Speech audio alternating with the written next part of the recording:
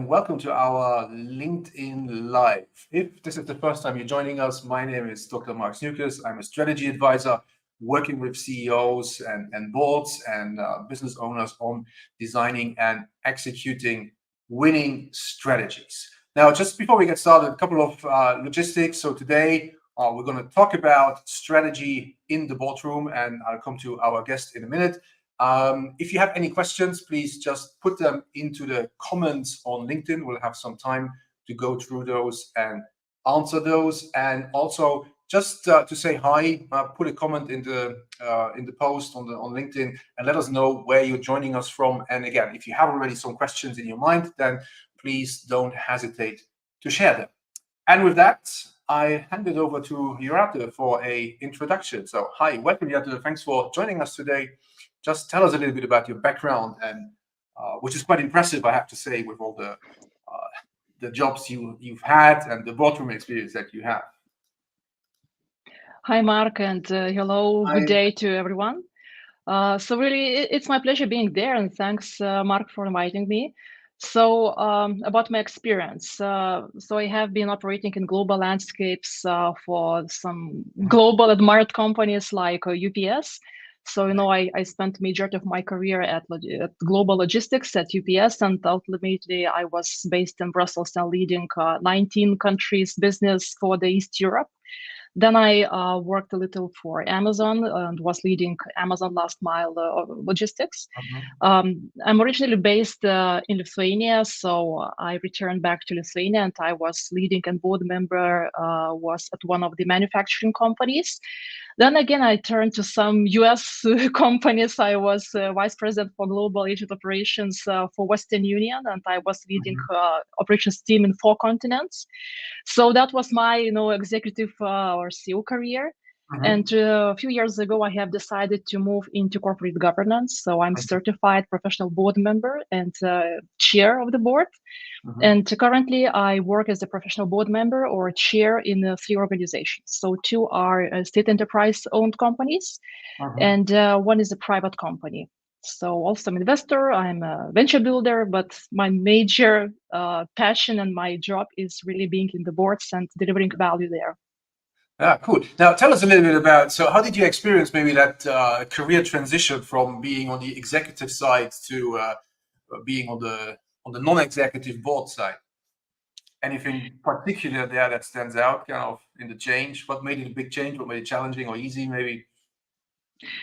Well, it depends how you look into that. For me, it's a challenging but very interesting journey. Yeah. So, without executive experience, I would say it would be challenging or difficult to be a professional board member, because first of all, you must understand how the company, how it's managed. What is strategy? Because today, again, we will talk about strategy a lot, right? So, I think it's important to have experience being on the both sides of the fence. And I would say for me personally, probably the biggest challenge was really to transition into that pure governance mode, because there is a difference. And I think many board members, especially former executives, they have that challenge of not, starting or jumping into execution or into operations or into too much of the details. You must stay on a little bit different level when you are on the board. You must govern, not execute. Okay. Well, let's talk a little bit about that. So if you, and I guess also when it comes to strategy, the dynamics can be the same, right? Wanting to go into execution and wanting to be too much into the details, but at least from my perspective, I wouldn't see that as the role of the board when it comes to strategy. So how do you approach your role when it comes to strategy as a non-executive director? Well, generally the role of the board is to set strategic direction and to advise and to guide. So on a very, very high level, I'm not going now into the details, but I think it's the major difference with the executive role, where you really have to execute. Chief executive officer means that you are executive, you must execute. And the board provides guidance and support on that.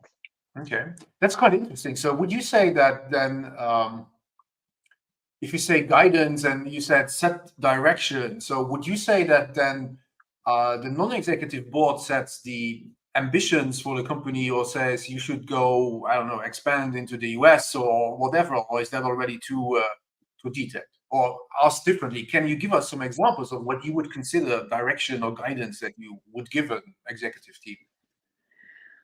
All right. So again, it depends a lot. So first of all, let's start from the fact, what is the role of the board? So first of all, board represents the shareholders, right? So this is the essence of the board, right? So if we talk about the aspiration, so again, it depends on the size of the company, of the type of the company. So aspiration, it might come from the shareholder, from stakeholders sometime, from the board, and from the company as well.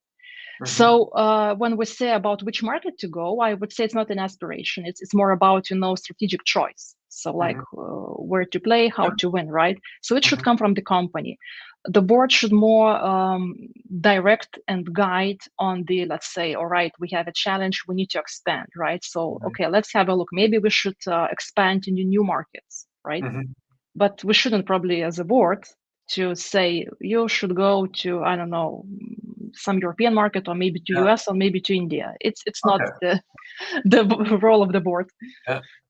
But you would nevertheless say, okay, we need to grow, for example, and that's why we need to look at expansion. But then what that expansion looks like, you leave it to the details and to the executive team.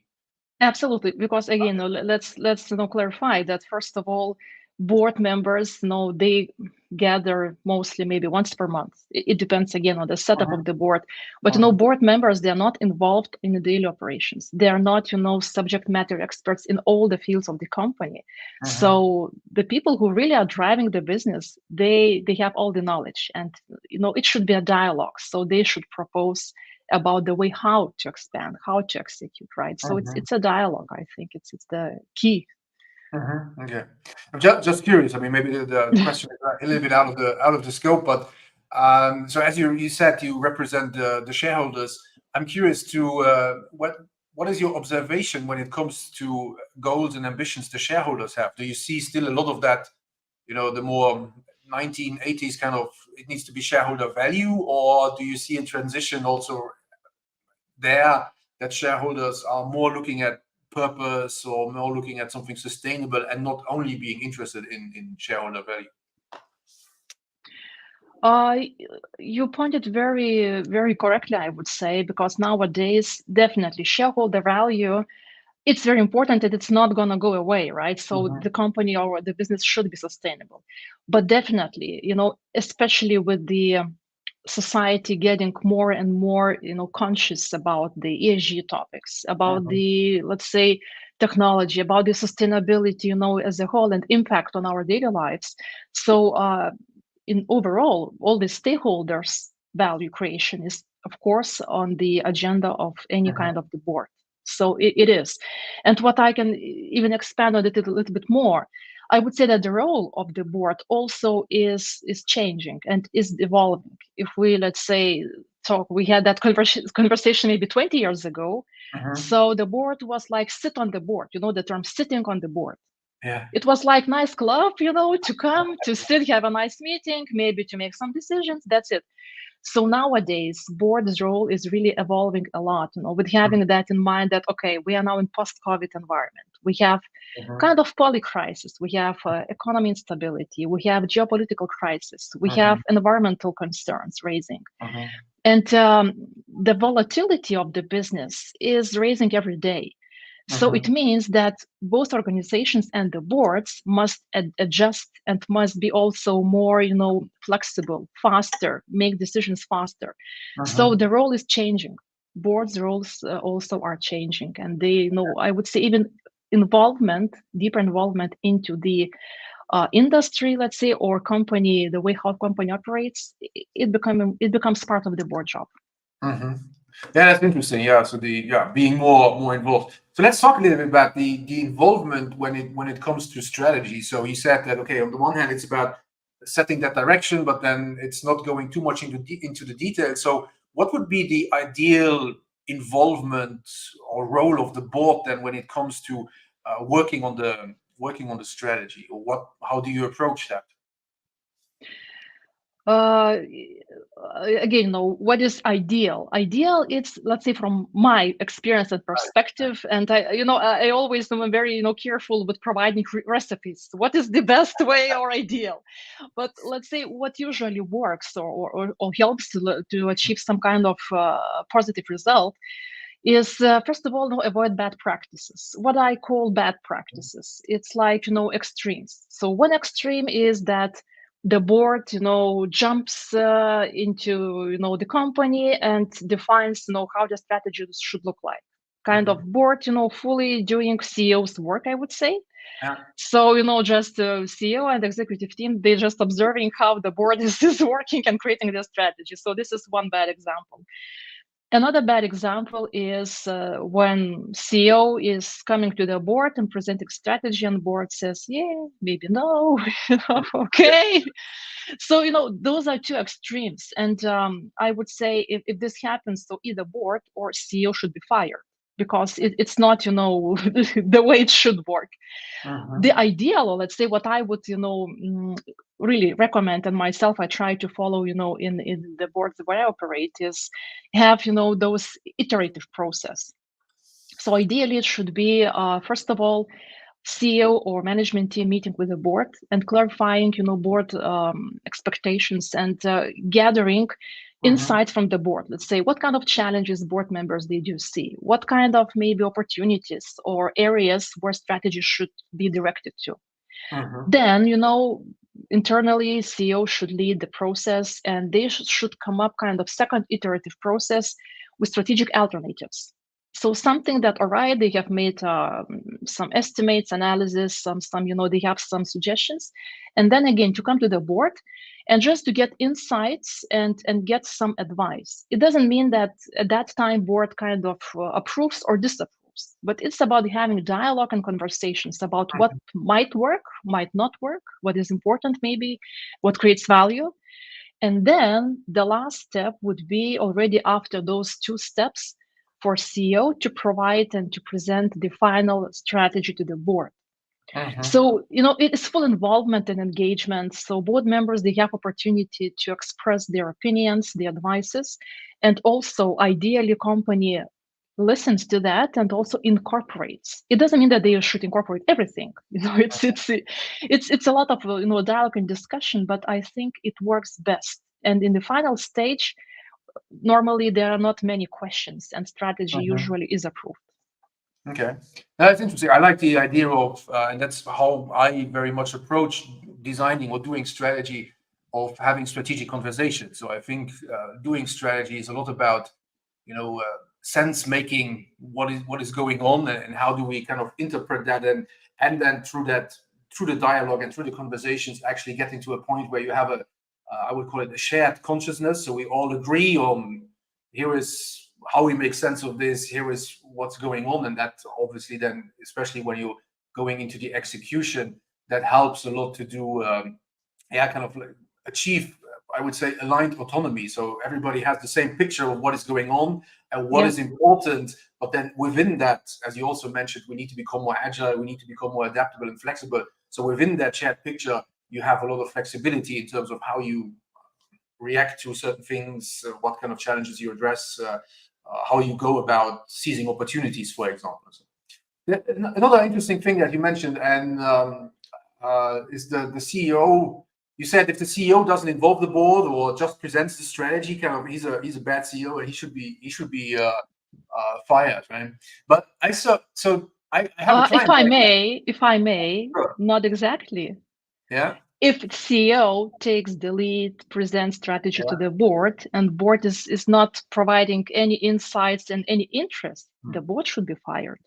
Yeah, I was coming to that actually. I have a client right now where, so I'm working with the C-suite, and then I always ask, and again, as I'm also very much for that conversation-based approach, so I ask who should be involved, and I asked, how about the board? Should we involve the board in some kind of fashion? And then they actually went to the board and said, okay, let's ask the board how they want to be involved. And the answer was, no, just it's okay, just show us the strategy once you have it. So they were a little bit more hands off. We then, nevertheless, at least the chairman, we did a kind of like an intermediate result where we presented, and he said, "Yeah, you're on the right direction." But then the final version was really, yeah, there was not too much comment. It was say, "Okay, let's go ahead," which brings me to the question. I mean, so if you are on the board, obviously, as a member of the board, you also need to have a certain level of maturity when it comes to doing strategy, right? And I guess your background as an executive helps a lot, but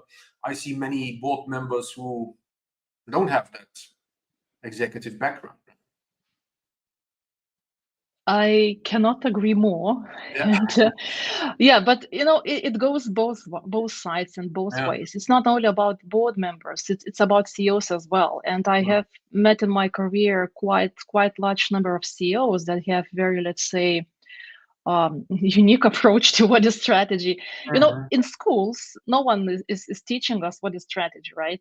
Even in universities. Okay, if you have MBA, so yeah, you more or less know what is strategy, but if you Even go then, we can beyond discuss. Porter or not.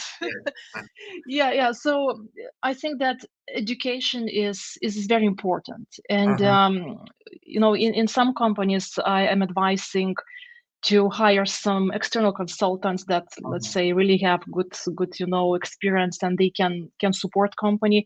But I think it's okay, and it's normal that some of the CEOs or board members, they're not strategy experts. Probably, I wish they could, but it's okay if they are not. You can always get some knowledge and insights. So for the company, they can always hire someone who can guide them through the process and also help to establish the dialogue with the board.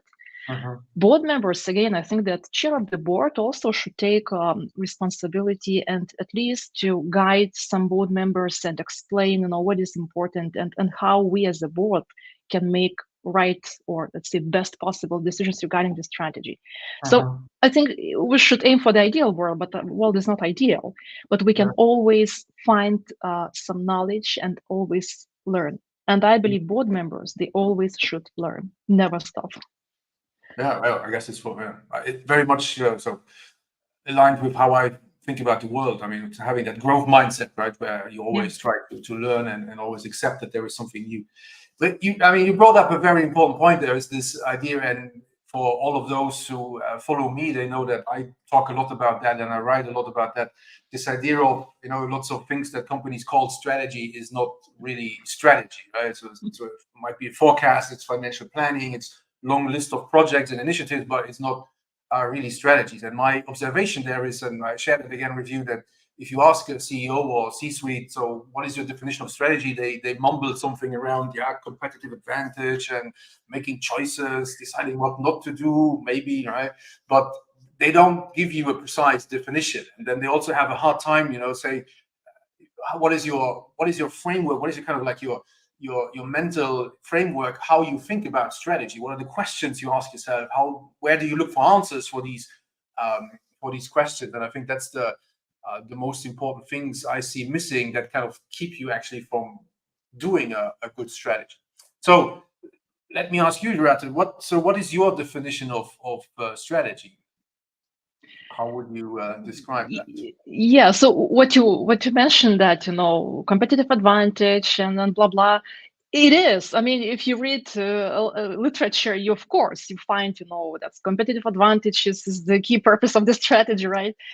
Yeah, but from my perspective, I just will try to simplify the concept that generally, that winning strategy, from my perspective, it translates organizational purpose into action. And I also provide two simple questions. It should answer two questions: where to play and how to win. Okay.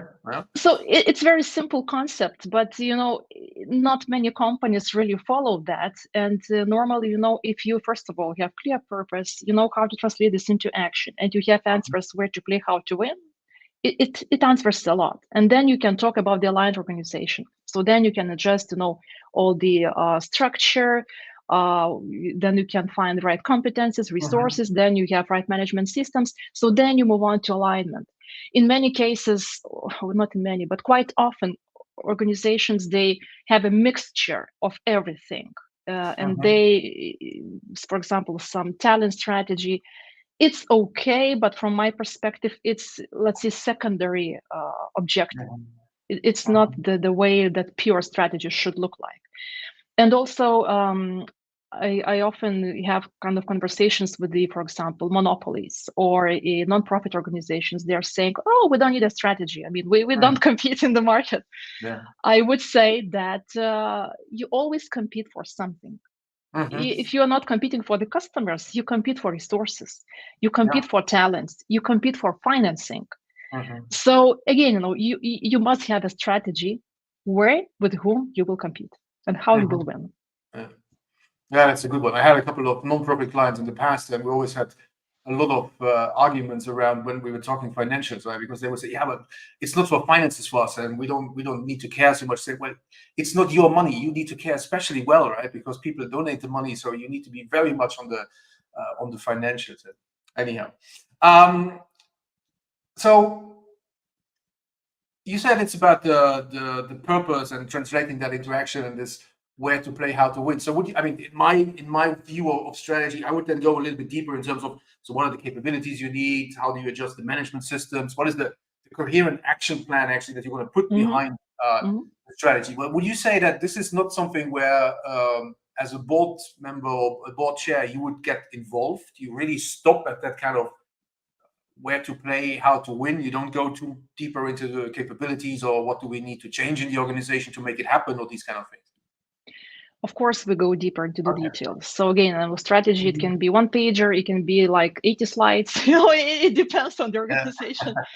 But normally, I think the key responsibility of the board when we are in their strategy process, so really to ask the right questions. And ask the right questions just to ensure, that strategy is, yes, exactly, it must be a set of coherent actions. It must reflect the biggest current challenge. It must also define, that competitive advantage, where to play, how to win. It must ensure that right resources are allocated. It also must ensure, that the execution will be carried on. So, usually we ask a lot of questions and about also technology, about the ESG standards. So we discussed about the changing needs of shareholders or approach. So the right questions must be asked and about all the elements that I have mentioned.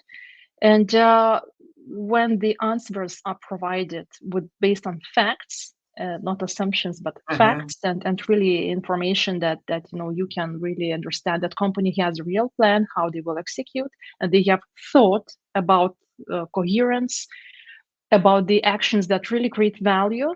So then we can say that, yes, it's a good strategy. Okay, so you would go a little bit deeper and see whether really all the choices make actually sense, and there is a logic behind how to play, how to win, and the organization capabilities actually fit together.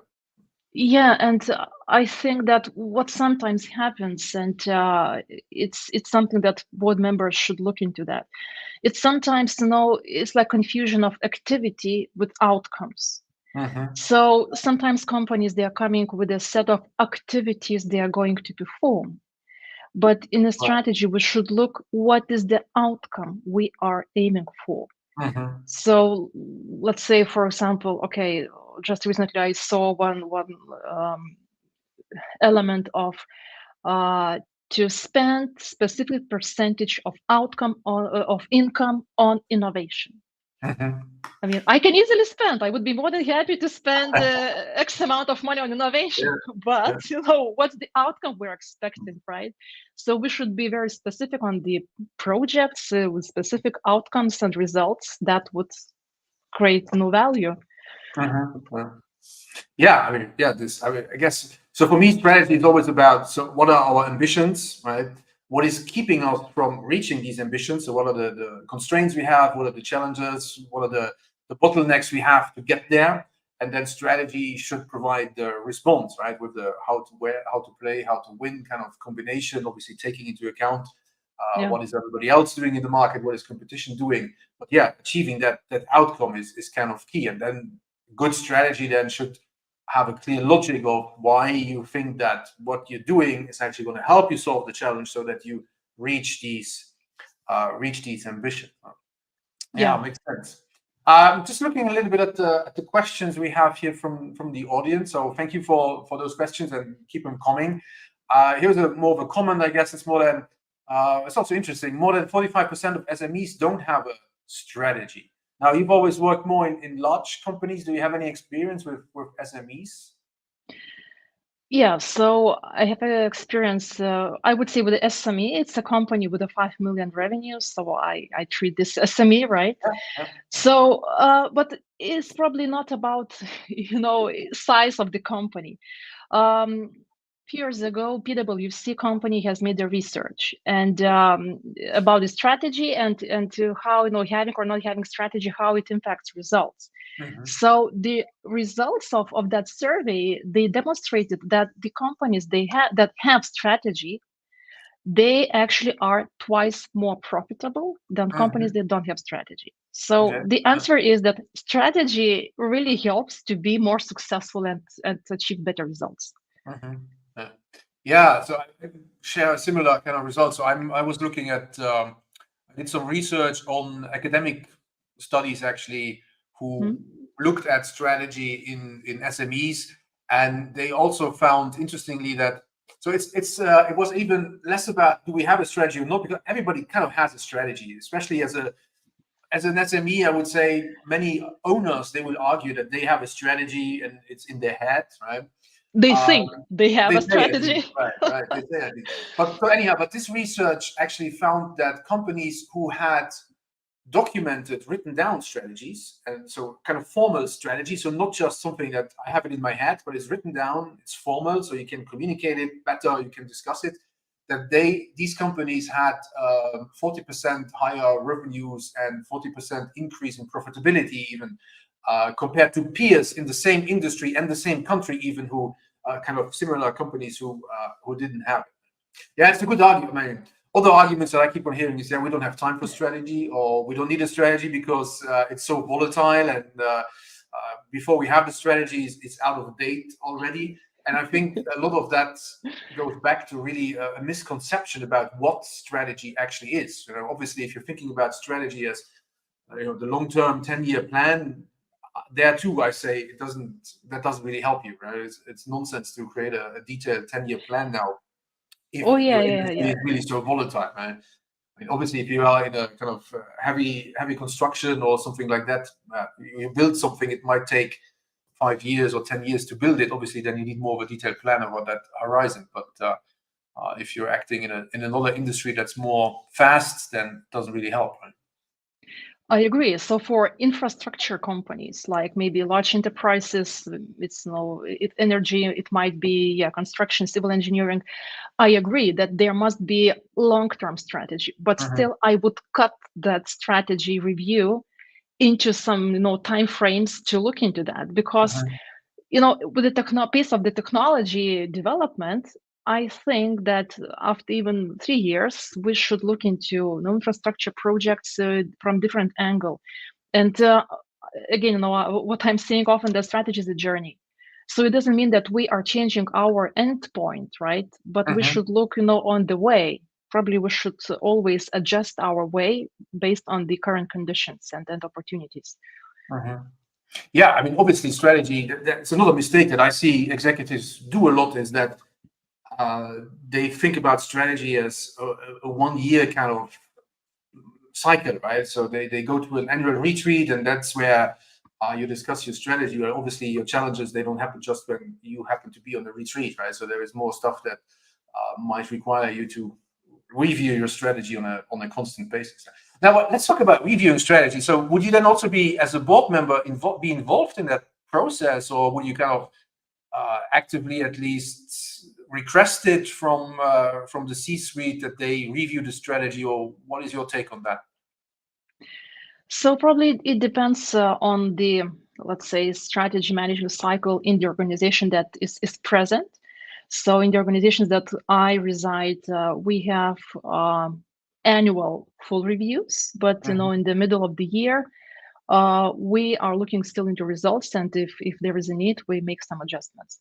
So it should probably not be so detailed exercise as creating the strategy, but board's involvement nevertheless is important. Again, for the same reasons that we should maintain dialogue, we should calibrate about the approaches and what is important. So the structure, I would say, should be more or less similar, maybe not so going deep into the details.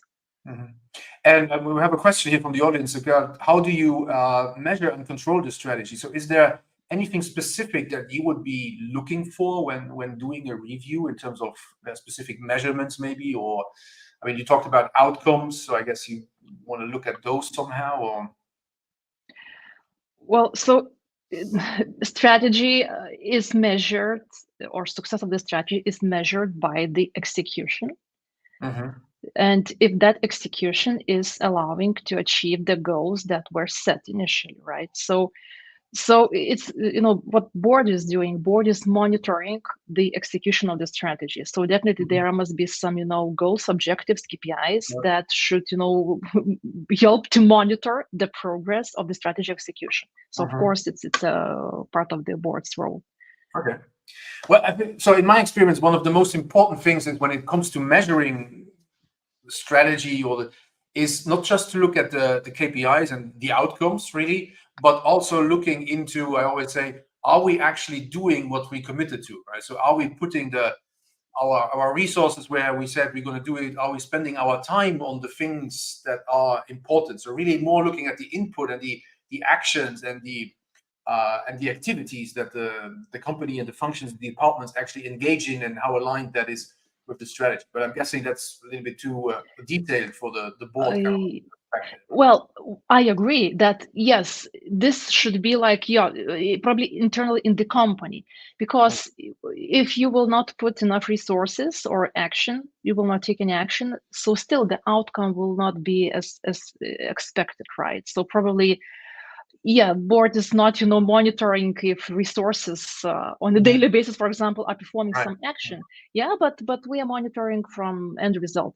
Yes, I agree that it's not like there is some delay, but again, board is not executing body. It's governance body, right? So this is probably more relevant for CEO and management team to have that sense of resources allocation and efforts. So I agree that it's very important for the organization. Okay.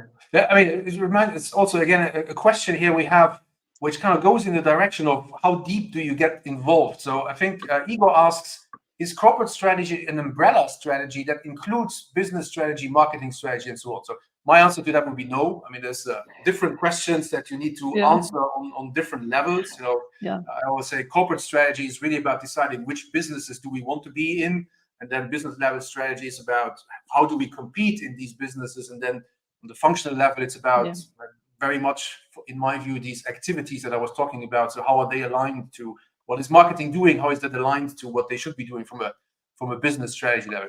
But so from a board perspective, would you look at these different levels? Would you go to a functional level strategy, or you stick to a corporate level, business level strategy? It depends on the size of the company or organization. So if there is a global multi-billion-dollar board, definitely it will go less into the functional strategies, unless there is some strategic imperative for some specific function. In smaller, or let's say regional, or maybe even local companies, board usually is looking into some specific functional strategies, and probably one of the elements is depending on the budget approvals. So normally you should understand if you're approving budgets, so what is behind, what is expected.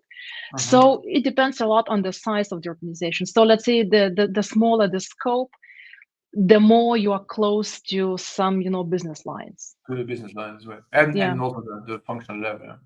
Yeah, makes sense. I mean, also, so in my work, when I advise companies or I help companies do their strategy, functional level, we go actually to the functional level where it makes sense and where there is actually the biggest needs. Not everybody is always touched in the same kind of fashion by a strategy. You know, some departments or some areas, if you change the strategy, even it might not have any impact on them. You know, I don't know, the finance department or the treating salaries. You're going to treat salaries in the new strategy and in the old strategy, so it's not really worth kind of looking into that. But then really focus, as you said, on those functions that are particularly important for the strategy or where there is a big change Yes. because of the strategy, and then there go into the details. Right? Good. Let's just have another look here on a VUCA context. Within the new ways of working, how best can the strategy be aligned to a product thinking outcome-focused delivery? Not quite sure I understand that, but I guess it should be the other way around, right? You should not align the strategy to product thinking, but the product thinking should be based on the strategy you have. And it's probably more on the way how organization internally is thinking and creating the strategy. From what perspective, it's not on the board. Is that product thinking? Is that another way of thinking? It's more about how the company is managing its way of strategy and how it's let's say, if that product-oriented company, is that service-oriented company, so it's internal, not on the board level. Yeah. So again, it depends. Also, I guess on the size, as you mentioned, right, of the company, whether you really want to go into these details or not. Right? Yeah. Just looking at a couple other questions here. There was one about whether you could share the PwC report or a reference for that. So maybe we can do that later, right? So you can come back to the comments and just in case you have a link there, share we that. can share, of course.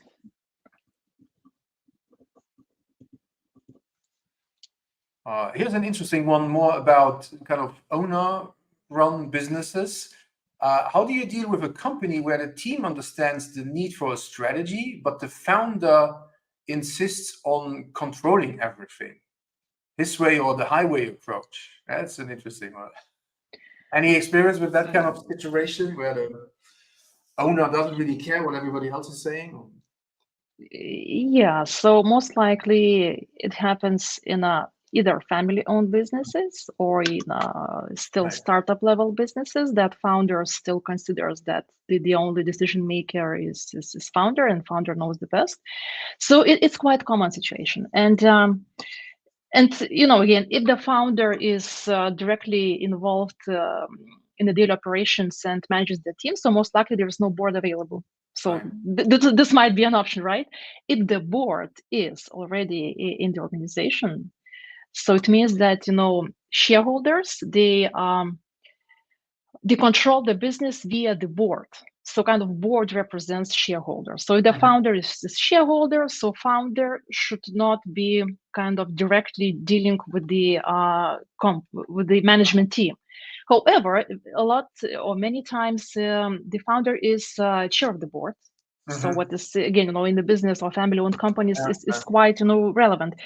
So, you know, it's not an easy topic. It takes time, you know, to deal with the founder and to educate and to really demonstrate what value the strategy has. So I really know quite a few success stories that definitely founders, they hire the board, they hire the CEOs, and they still are involved in the business, but from the more like strategic or business development perspective via the board. So there's no easy answer. It takes time, but there are success stories. But there are also failures. So, you know, it's not an easy way. Yeah, so it's kind of interesting. I mean, if you have so in some situations you might even need a board, because for legal reasons, if you are like over 250 people, you need a board or things like that, right? So even if you are the shareholder and you are the CEO, because you are the owner, right, you still might need a board, and then sometimes that can get be an interesting situation then, right? Yeah, and again, it depends what is the who is on the board. If there are some you know, non-executive and independent board members, So those independent board members, they really can deliver a lot of value, educating and really demonstrating the need of the right strategy. So I think this is also one of the ways how the founder can be educated and positively influenced. So just attractive non-executive and independent board members to the board. If the owner is kind of open to listening to that, right? Yeah, I mean this is the only way. Even if you're not interested, you cannot do anything about that. Right. I mean, you just mentioned also non-executive board directors, and there was a comment or a question by Olivier whether we can still say non-executive directors because the involvement, as you also mentioned, becomes higher today. Whether the wording is actually still appropriate or not. The non-executive director. Yeah, so I partially agree that the higher the involvement it is, but executive means that director is directly responsible to execute. So he is employee of the organization and responsible for execution. Board member execution is not part of the job. It's about supervision and guiding. So those fiduciary responsibilities are, again, they are similar. We have responsibilities, but on a different, let's say, areas. So formally, I mean, there's very clear formal separation. What is executive and non-executive director? Right. So it still makes sense to talk about non-executive. From my perspective, yes. Cool. Let's have a look. Morton asks, can you really have a company without having a strategy? Even if unwritten, unspoken, it can be observed. Yeah, so we spoke about that, I guess. Yes, so you always have kind of a strategy, whether it's a good one or it's a formal one. That's a different question. Cool. How does one become a non-executive director? Any tips for somebody who wants to go in that direction, and any career advice? Of course, anyone who has already executive or C-level experience or expert in some specific field, like maybe technology, maybe innovation, can become board director. What is needed for that is, first of all, to learn.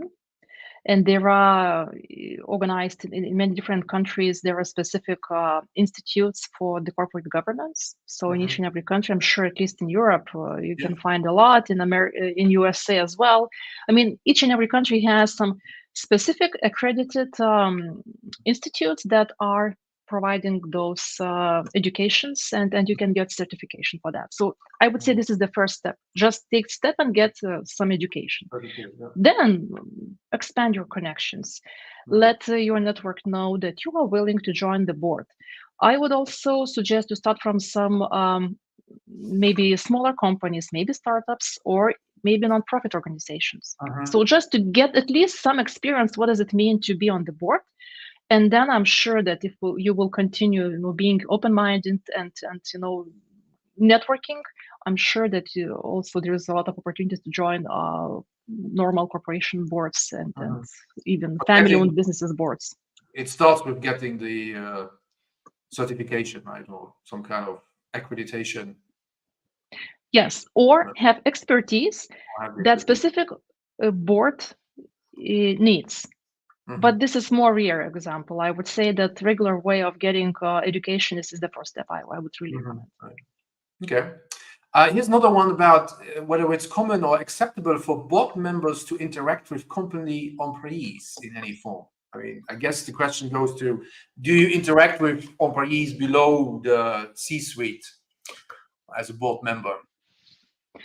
Yes, I do. And again, it depends on the purpose of that interaction and the way of interaction. So if you really are engaged and involved into both strategy development or generally, in the board work, it's not that you can only define your interaction with the CEO and C-level executives. Normally, there are other people invited to the board meetings, and normally I would even encourage to have conversations and relationships with the other management or just employees, because you must understand the business you work in. In many companies, we just do site visits. We just, talk to any employees. I mean, you cannot sit in the ivory tower and think Right. that you are king or queen of the world. You must go and listen to employees. Then you can make better decisions. Right. Yeah, obviously. Right. So it goes back to this. It's not about sitting on the board, right? It's about being actively involved. It's about delivering value. It's not about sitting. Yeah, I mean, again, also when I do strategy, I like to have these strategic conversations with people from all over the organization, because then you actually, get to know what is really on their mind, what are the challenges they have to face on a daily basis, and what is actually also keeping them from implementing a strategy or achieving ambition. Yeah. Now, cool. We have a couple more questions coming up, but we are at the end of our LinkedIn Live, so I'm happy to stay another 5 minutes if you want, Jurate. But what we also can do is keep your questions coming. We can go back afterwards and just keep on answering them in the comments. Yeah. Oh, yeah. Shall we do that? Yeah. So yeah, go ahead. Maybe some final piece of advice when it comes to boards and strategy. What is a one tip that you would give a board member when it comes to strategy, or CEO? So there are many tips, but if one, I would say that communication is the key. I think we touched a little bit about that, but I think for the really successful strategy development and then execution process, so first of all, board really must very clearly communicate and set expectations on the strategy, get engaged and involved, and this is no two-way street. And I would say for CEOs, use the best what you can use and get from the board of directors. Use their expertise, use their insights, advice, and then together, I believe that both boards and CEO and C management, team can deliver really the best results. So communication and collaboration. That's I like that idea of working together actually for the better of the company and for creating value and adding value, as you said. Absolutely. Cool. Well, thanks everybody for joining us today. Thank you, Jurate. It was really interesting discussion. I learned a lot, and I hope our audience also today.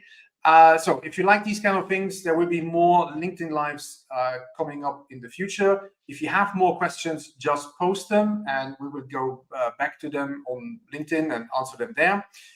If you want to dive a little bit deeper into strategy for board directors, I actually have a webinar coming up on Friday, which is organized together with the Luxembourg Association of Non-Executive Board Directors. So I just put the link into the comments, so you can check it out there if that is something you're interested in. With that said, thanks a lot for being here today, and looking forward to talking to you in the future. Thank you. Bye. Thank you. Bye.